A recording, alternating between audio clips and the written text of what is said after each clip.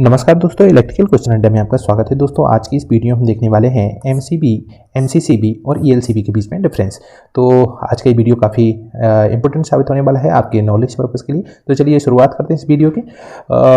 Normally हमारा MCB हम घरों में इस्तेमाल करते हैं। दोस्तों सबसे पहले ये क्वेश्चन आता है कि हम एमसीबी की हमें आवश्यकता ही क्या पड़ी। तो हमारे दोस्तों घरों के जो इक्विपमेंट होते हैं उनको सेफ्टी पर्पज़ के लिए हम घरों में एमसीबी का इस्तेमाल करते हैं। नॉर्मली दोस्तों हम पहले फ्यूज़ का इस्तेमाल करते थे, अभी भी बहुत सारी जगह हम लोग फ्यूज़ का इस्तेमाल करते हैं। अलग अलग टाइप के फ्यूज़ होते हैं, उनका इस्तेमाल हम करते थे। पर फ्यूज़ में दोस्तों दिक्कत क्या होती है कि इनको रीयूज़ करने में हमें मुश्किल आती है। यदि वो मेल्ट हो जाता है उसके बाद उसको उपयोग करने में हमें काफ़ी दिक्कत होती है। तो उसकी जगह हम आज के मॉडर्न ट्रेंड में हम एमसीबी का इस्तेमाल करने लगे हैं, जिसे हम मिनिएचर सर्किट ब्रेकर बोलते हैं। दोस्तों मिनिएचर सर्किट ब्रेकर होता क्या है, इसमें हम देखते हैं कि यहाँ पर आपको रेटिंग इसकी इंडिकेट हो रही होगी, जिसे यहाँ पर C20 शो हो रहा है। तो दोस्तों ये C20 यहाँ पर जैसे आप किसी शॉप में जाएंगे तो आपको कितनी एम्पियर रेटिंग की एमसीबी चाहिए वो आपको बतानी पड़ती है। तो जैसे कि यहाँ पर C20 यहाँ पर शो हो रहा है, यानी ये 20 एम्पियर रेटिंग के लिए आपकी ये एमसीबी है। दोस्तों ये एमसीबी जो आपको शो हो रही है ये सिंगल पोल एमसीबी है। यहाँ पर बहुत सारी एमसीबी आती हैं जो डबल पोल रहती हैं, ट्रिपल पोल रहती हैं, 4 पोल तक यहाँ पर मैक्सिमम आपकी एमसीबी आती हैं। 4 पोल एमसीबी, ये दोस्तों कई बार क्वेश्चन भी पूछा जाता है कि नंबर ऑफ पोल मैक्सिमम जो होते हैं हमारे एमसीबी वो कितने होते हैं। तो दोस्तों यहाँ पर 4 पोल हमारे एमसीबी यहाँ पर इस्तेमाल होती है। यहाँ आप देख रहे होंगे कि C20 हमारी रेटिंग होगी। अब दोस्तों ये एमसीबी जो हमारी होती है ये नॉर्मली 2 पर्पज़ के लिए इस्तेमाल होती है। एक तो होती है दोस्तों यहाँ पर शॉर्ट सर्किट प्रोटेक्शन के लिए, और दूसरा जो होता है हमारा ओवरलोड प्रोटेक्शन के लिए। Short circuit and overload protection दोस्तों होता क्या, सबसे पहले इसको हम समझ लेते हैं। नॉर्मली जैसे आपका कोई इक्विपमेंट डिज़ाइन हुआ है वो 40 एम्पियर की रेटिंग के लिए डिज़ाइन हुआ है। जैसे आपके इसमें यदि किसी पर्पज़ से मान लीजिए कोई मोटर है आपकी, वो मोटर यहाँ मूव कर रही है, उसकी बियरिंग में कुछ ग्रीसिंग वगैरह प्रॉपर नहीं है, जिसकी वजह से वो जाम हो जा रही है, जिसके कारण वो ओवरलोड ले रही है। यानी ये जो नॉर्मली इस मोटर को 40 एम्पियर करंट लेना चाहिए था, अब ये जो करंट ले रही है ये हमारा 50 एम्पियर यहाँ पर करंट ले रही है। तो 50 एम्पियर करंट लेने की वजह से इसे हम ओवरलोड कंडीशन बोलेंगे। इसमें मोटर आपकी गर्म होकर आपकी वायरिंग वगैरह चल सकती है। इसको प्रोटेक्शन के लिए हमें यहाँ पर कुछ ना कुछ इसके लिए प्रोटेक्शन का इस्तेमाल करना पड़ेगा। तो ये हमारी जो कंडीशन आती है इसे हम ओवरलोड की कंडीशन बोलते हैं। अब मान लीजिए कोई 3 फेज की मोटर थी या सिंगल फेज की भी मोटर है, मान लीजिए इन 2 फेज के बीच में कोई शॉर्ट सर्किट होता है, जिसके कारण यहाँ पर हैवी करंट फ्लो होता है जो कि किलो एम्पियर में रहता है।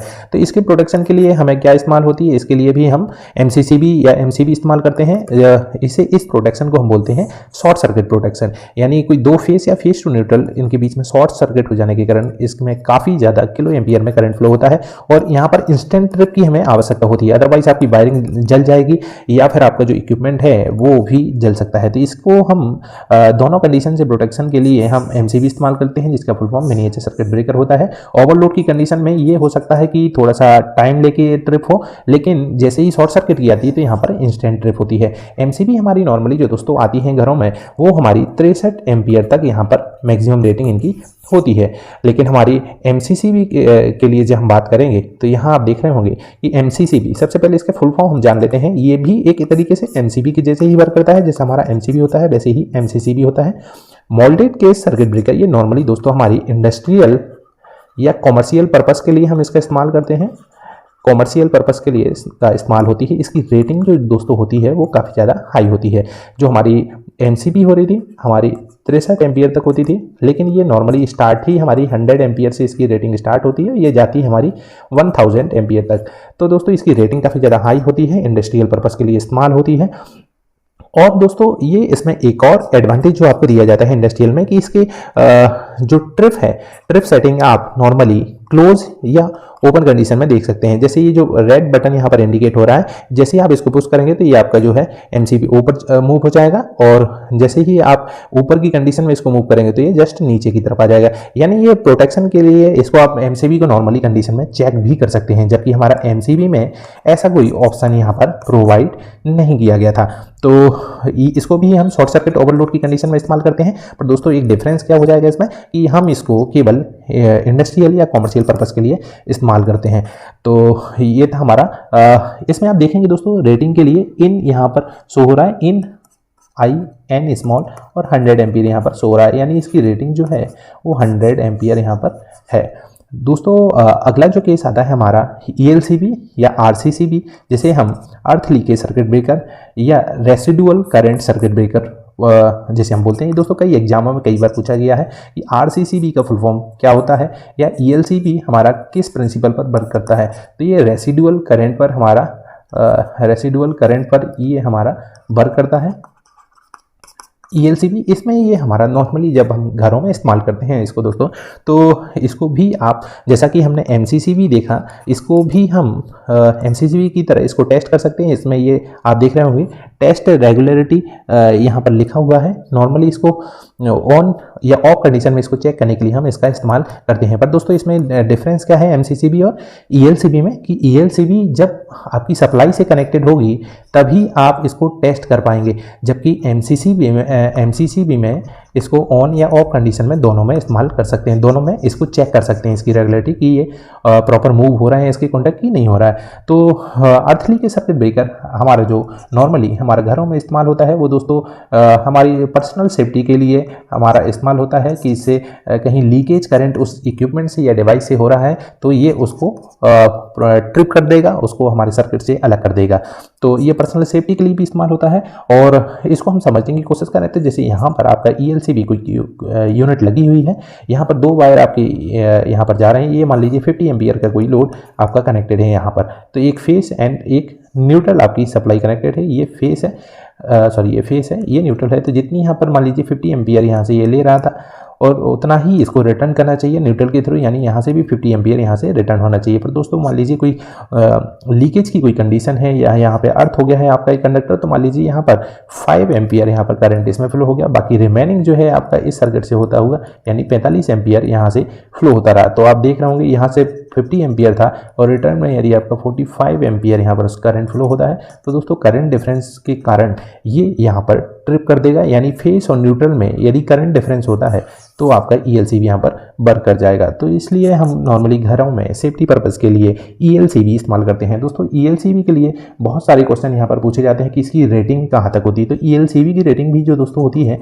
वो हमारी 63 एम्पियर यानी MCB की तरह ही होती है और ये इसकी ट्रिप लेवल हम इसमें यहाँ पर आप एडजस्ट कर सकते, इसमें एडजस्ट नहीं कर सकते हैं।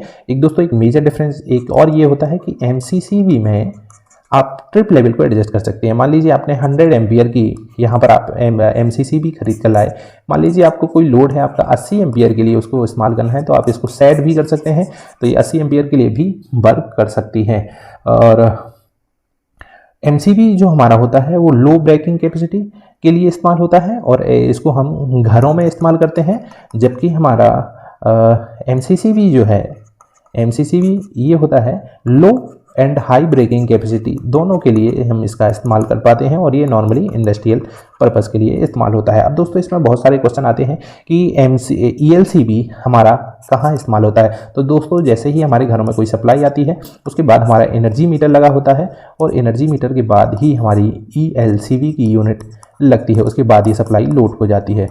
तो ये थोड़ा कई बार क्वेश्चन मैंने कई एग्जामों में भी देखा है कि जस्ट एनर्जी मीटर के बाद जो सप्लाई लोड हो जाती है उसमें सबसे पहले ELCB हमारा इस्तेमाल होता है। तो ये तो था हमारा कुछ बेसिक पॉइंट जो हमारे इनके बीच में डिफरेंस थे। और MCB के भी बहुत सारे टाइप्स होते हैं दोस्तों, जैसे कि आप यहाँ देख रहे होंगे इसमें जो टाइप्स होते हैं वो होते हैं V टाइप की MCB, C टाइप की MCB, D टाइप की MCB, K टाइप की MCB और Z टाइप की MCB। B टाइप की MCB जो होती है दोस्तों ये ट्रिपिंग करंट इनमें सभी में अलग अलग होता है। जैसे कि आपने कोई MCB 20 एम्पियर के लिए ली हुई है, लेकिन ये ट्रिपिंग करंट जब इसका होगा तो मान लीजिए 3 to 5 टाइम जब इसमें करंट फ्लो होगा तब ये ट्रिप करेगी। सी टाइप की जो आपकी MCB होगी उसमें ये 5 to 10 तक जाएगा, 5 to 10 टाइम्स जब फुल लोड करंट होगा उसका रेटेड करंट तब ये ट्रिप होगी। ऐसे ही डी टाइप के लिए अलग अलग रेटिंग 10 to 20, इसी तरीके से के लिए 8 to 12 और जेड के लिए 2 to 3 टाइम्स जब फुल लोड करंट होगा तब हम ये इस टाइप के रिले इस्तेमाल करेंगे। तो रिले MCB से रिलेटेड अधिकांशतः जो क्वेश्चन आता है वो मैक्सिमम इनकी रेटिंग पूछी जाती है कि कितनी एम्पियर तक रेटिंग इस्तेमाल होती है। और नॉलेज पर्पस के लिए भी आप ये चीज़ें सीख सकते हैं कि हमारी जो MCB है, MCCB है और ELCB कहाँ इस्तेमाल होती है। तो और ओवरलोड में ये थोड़ा सा टाइम लेगी ट्रिप होने के लिए, लेकिन शॉर्ट सर्किट के केस में ये इंस्टेंट ट्रिपिंग होती है। और शॉर्ट सर्किट ये भी दोस्तों कई बार क्वेश्चन पूछा गया है कि इसकी शॉर्ट सर्किट जो रेटिंग होती है वो किलो एम्पियर में होती है। तो और एमसीबी जो हमारी इस्तेमाल होती है नॉर्मली दोस्तों हमारी 25 डिग्री सेंटीग्रेड रेटेड टेम्परेचर के लिए इसको हम डिज़ाइन करते हैं। तो ये थे कुछ इंपॉर्टेंट क्वेश्चन और बहुत सारी बेसिक जानकारियाँ जो एमसीबी, एमसीसीबी और ईएलसीबी के बीच में थी। तो ये आपको एग्जाम पर्पस के लिए और जस्ट नॉलेज पर्पस के लिए भी काफ़ी इंपॉर्टेंट साबित होगी। तो आज के लिए इतना ही, जुड़े रहिए हमारे साथ। और अभी आप चैनल पर न्यू हैं तो चैनल को सब्सक्राइब कर लीजिए। Thank you.